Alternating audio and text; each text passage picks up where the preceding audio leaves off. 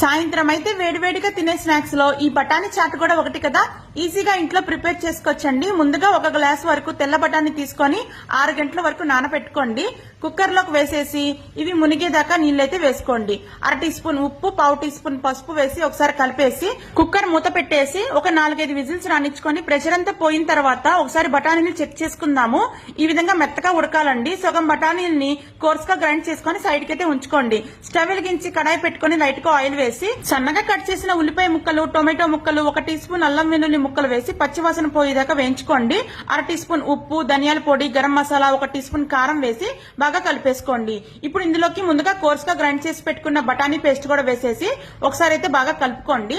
అలాగే మనం మిగతా సగం బఠానీలు ఉంచుకున్నాం కదా, అవి కూడా వేసేసి ఒకసారి కలిపేసి 1/2 గ్లాస్ వరకు నీళ్లు పోసుకొని మీడియం ఫ్లేమ్ మీద దగ్గర పడే వరకు ఒక 10 నిమిషాల వరకు ఉడికించుకొని సర్వ్ చేసుకుంటే చాలా టేస్టీగా ఉంటుందండో ఈ బఠానీ చాట్.